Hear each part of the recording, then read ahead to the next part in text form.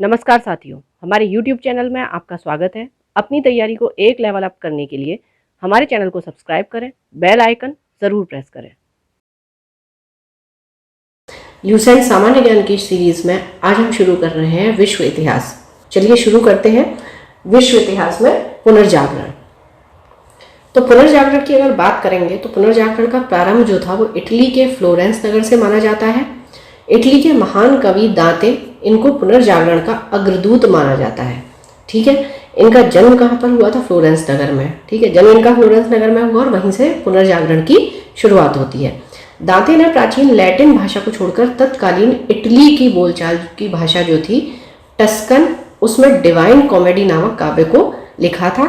इसमें दांते ने स्वर्ग और नर्क की एक काल्पनिक यात्रा का वर्णन किया है। तो स्वर्ग और नर्क की एक काल्पनिक यात्रा का वर्णन किसमें किया गया है? टस्कन में। और ये एक डिवाइन कॉमेडी है। ठीक है, डिवाइन से ही आपको समझ में आ जाना चाहिए कि दैवीय।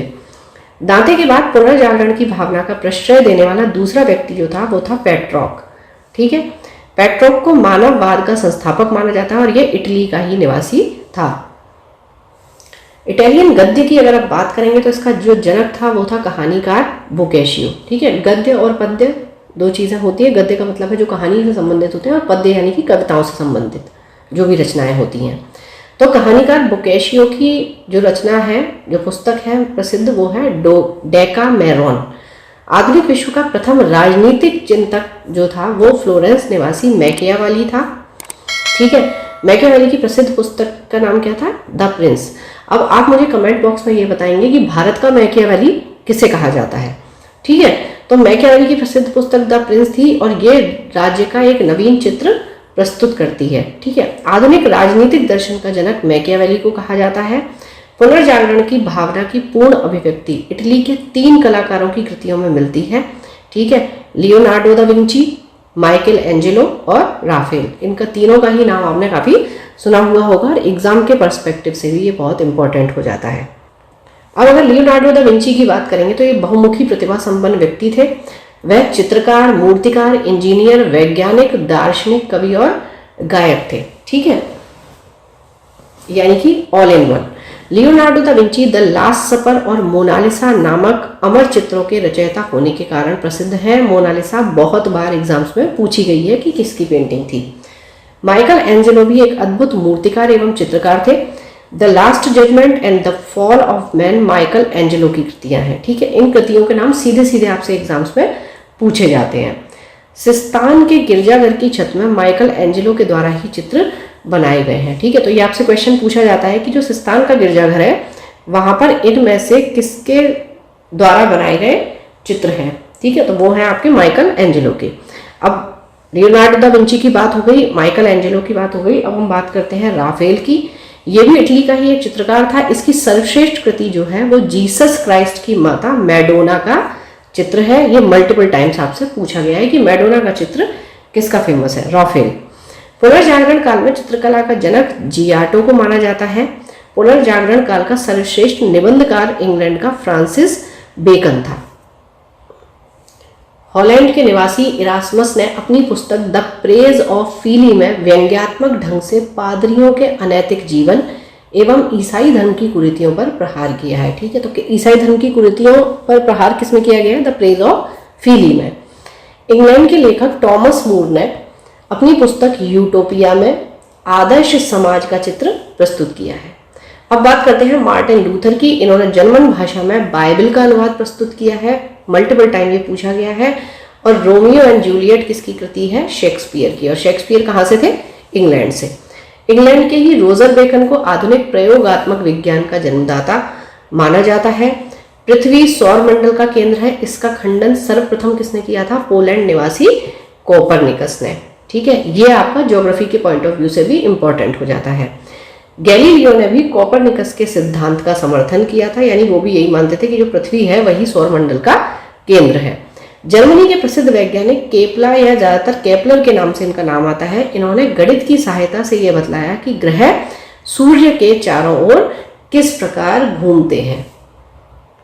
अब कोपरनिकस की बात हो गई, केपलर की बात हो गई, उसके बाद बात आती है न्यूटन की। न्यूटन ने गुरुत्वाकर्षण के नियम का पता लगाया था। धर्म सुधार आंदोलन की शुरुआत जो हुई थी वो 16वीं सदी में हुई। धर्म सुधार आंदोलन का प्रवर्तक हम किसे मानते हैं? मार्टिन लूथर को। ये जर्मनी के रहने वाले थे। उसने बाइबल का अनुवाद जर्मन भाषा में किया था। धर्म सुधार आंदोलन की शुरुआत इंग्लैंड में हुई। जॉन विक्लिफ, जो धर्म सुधार आंदोलन का प्रातःकालीन तारा कहा जाता है, ठीक है। तो धर्म सुधार आंदोलन का प्रातःकालीन तारा किसे कहा जाता है? जॉन विक्लिफ को, ठीक है। प्रवर्तक किसे कहा जाता है? मार्टिन लूथर को। और जो जॉन विक्लिफ के अनुयायी होते थे उन्हें क्या कहा जाता था? लोलार्ड्स, ठीक है। अमेरिका की खोज किसने की थी? क्रिस्टोफर कोलंबस ने। अमेरिगो वेस्पुसी, ये कहाँ का निवासी था? इटली का। इसके नाम पर ही अमेरिका का नाम अमेरिका पड़ा था, अमेरिगो से अमेरिका, ठीक है। प्रशांत महासागर के नामकरण की बात करेंगे तो ये स्पेन निवासी मैगलन ने किया था और समुद्री मार्ग से संपूर्ण विश्व का चक्कर लगाने वाला प्रथम व्यक्ति मैगलन था। मल्टीपल टाइम ये क्वेश्चन पूछा गया है आपसे। चलिए अब हम बात करते हैं पुनर्जागरण के बाद अमेरिका के स्वतंत्रता संग्राम की। अमेरिका में ब्रिटिश औपनिवेशिक साम्राज्य की नींव जेम्स प्रथम के शासनकाल में डाली गई। अमेरिकी स्वतंत्रता आंदोलन की अगर बात करेंगे तो ये इंग्लैंड के शासक तो जॉर्ज तृतीय के शासनकाल के दौरान हुआ था। रेड इंडियन अमेरिका के मूल निवासी थे, तो ये पूछा जाता है आपका अमेरिका के मूल निवासी कौन थे? Red Indian. अमेरिका को पूर्ण स्वतंत्रता मिलती है 4 जुलाई 1776 ईस्वी को। अमेरिकी स्वतंत्रता की घोषणा नैसर्गिक अधिकार यानी कि नेचुरल राइट्स के सिद्धांतों पर आधारित थी कि भाई जो नेचुरल राइट्स हैं वो आपको मिलने चाहिए। अमेरिका का स्वतंत्रता युद्ध 1783 ईस्वी में पेरिस की संधि के तहत समाप्त हुआ था।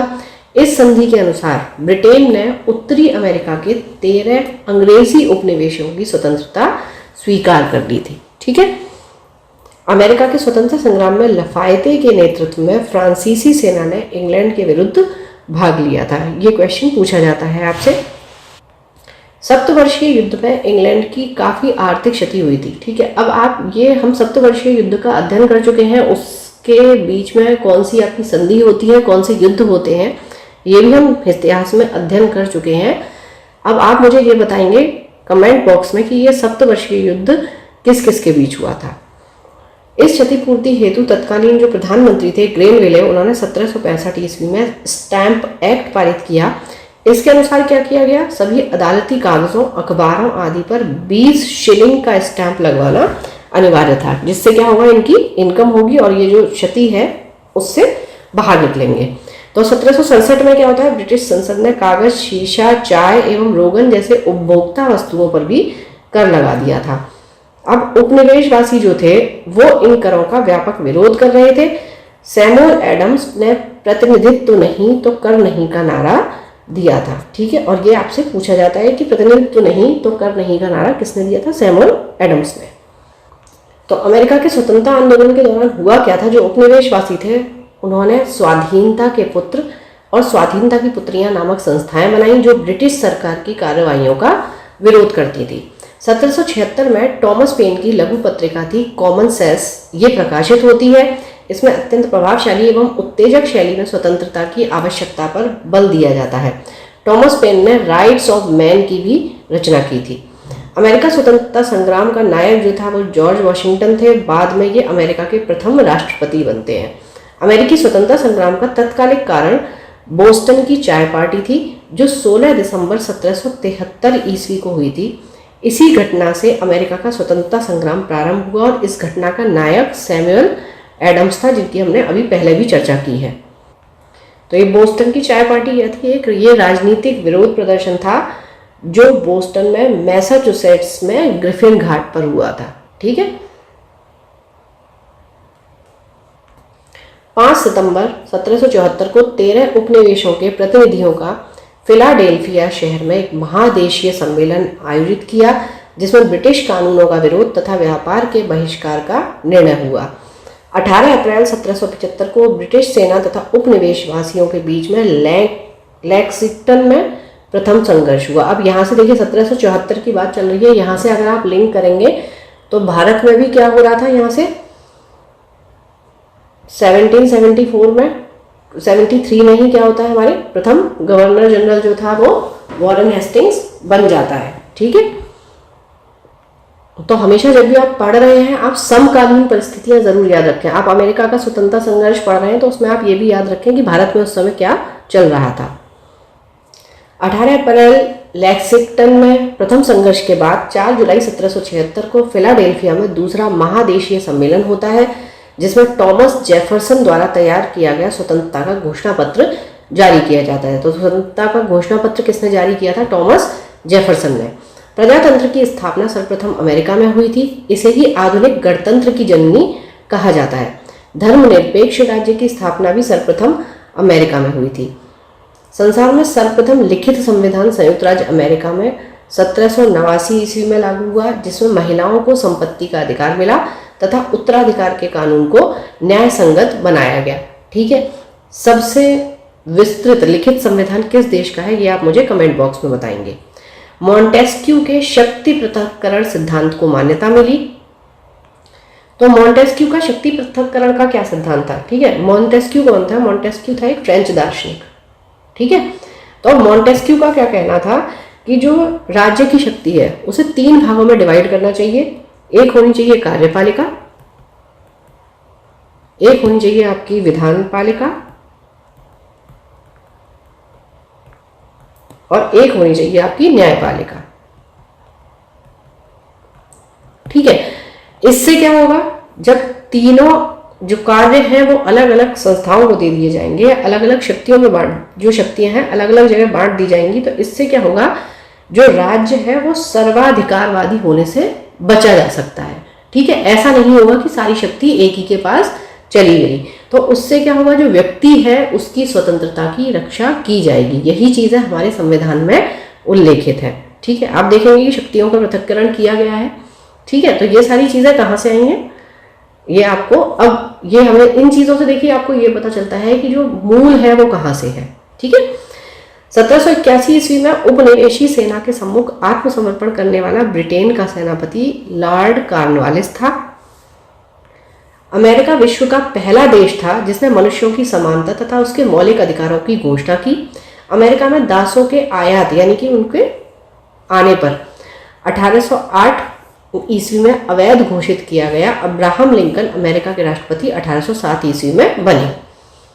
ठीक है, तो यानी इसमें यह था कि दासों का जो आयात था वो समाप्त हो गया था कब? 1808 में। ठीक है, अवैध घोषित उसे कर दिया गया था। अमेरिका में गृह युद्ध की शुरुआत जो होती है वो 12 अप्रैल 1861 ईस्वी में दक्षिण एवं उत्तरी राज्यों के बीच होती है। दक्षिणी राज्य दासता के समर्थक थे एवं उत्तरी राज्य उसके विरोधी थे। ठीक है, तो अमेरिकी गृह युद्ध की शुरुआत दक्षिणी कैरोलिना राज्य से हुई। इसी युद्ध के फलस्वरूप ही दास प्रथा का अंत हुआ था। 1 जनवरी 1863 को अब्राहम लिंकन ने दास प्रथा का उन्मूलन कर दिया। प्रजातंत्र जनता का, जनता के द्वारा और जनता के लिए शासन है। प्रजातंत्र की यह परिभाषा अब्राहम लिंकन ने ही दी है।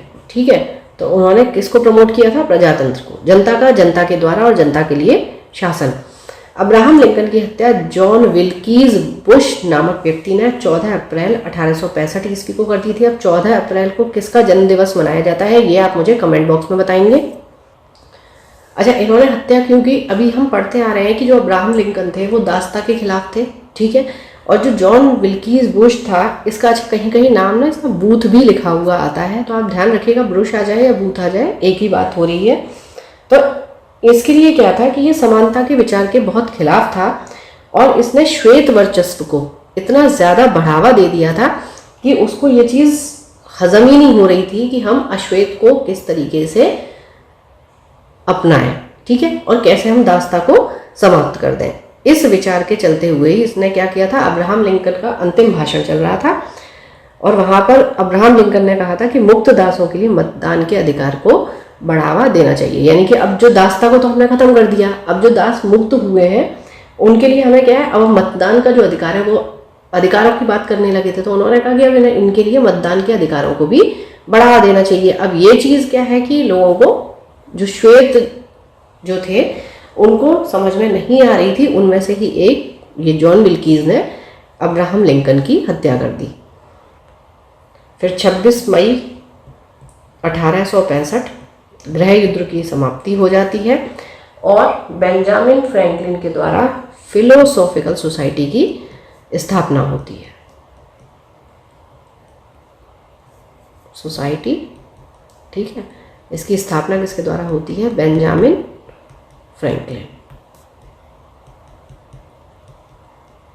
तो इस प्रकार जो अमेरिकी क्रांति थी उसका समापन होता है। आगे हम और भी क्रांतियों का अध्ययन करेंगे। Thank you for watching, keep learning, stay with me.